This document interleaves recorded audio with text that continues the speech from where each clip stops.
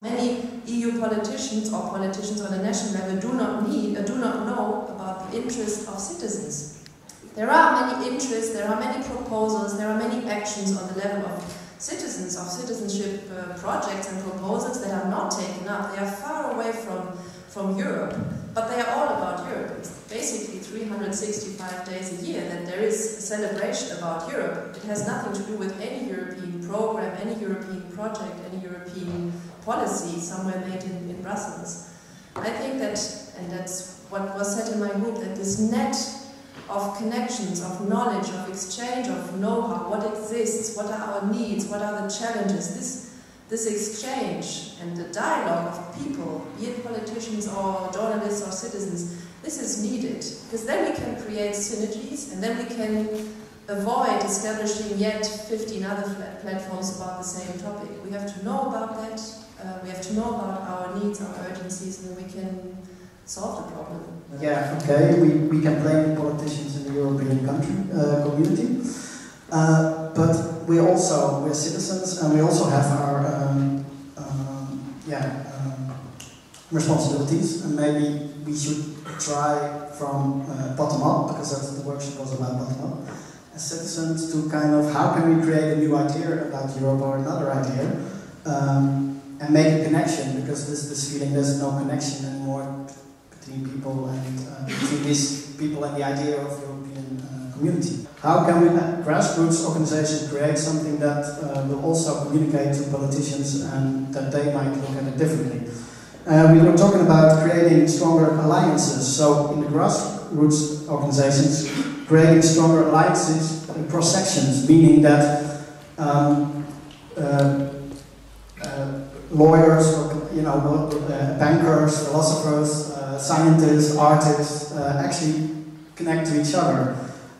So moving from scenes to more like open alliances. I want to see debates on TV of leaders of the European parties. Like I see the leader of the Liberals, the leader of the Green Party, etc.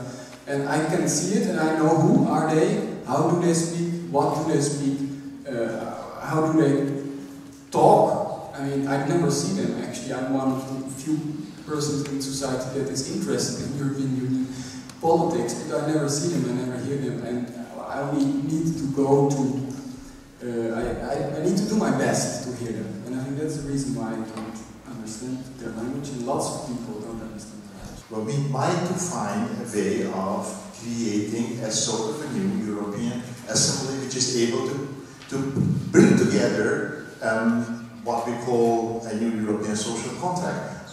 Otherwise, we will have beautiful meetings, wonderful utopias, very intelligent people, cultured people like here and in other cities, and it does not lead us too far. We don't convert our dreams, our wishes, our visions into deeds. We won't get this right until we change the name of the United Nations from being United Nations to being United People. And once we've got united people, we can disagree as much as we like about what we wish to be united about, but until we've got some forum in which we can be united and that can challenge the nation states and their membership, we're going to be always having a real difficulty with global issues. And this comes back to this fourth question about who are we as a citizen. We have multiple connections. Which of those imply citizenship, and which of those imply collaboration? Which of those imply a necessity to participate, and which imply the right to collect from? I talked to an environmental entrepreneur who was very active on all continents, and asked him, what do you do with politicians? How do you deal with politicians? And he said, I don't. Because they are a hinder force, so I stay away from them as much as possible. And one of the ideas of today is again, that we are dependent on political infrastructure to guide us in this process, but frankly, I think they're not up to the job. They're, I think, intrinsically motivated in a way that differs from what the civil structure wishes at this moment.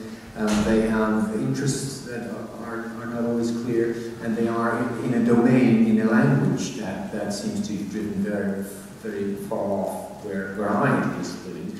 And I'm not an activist by nature, but I think it's interesting for us all to contemplate a model where we are less dependent on the politicians nationally and European-wide in establishing what we dream of. So ways of really diminishing financially, ideologically, politically, diminishing our dependency on the current political generation.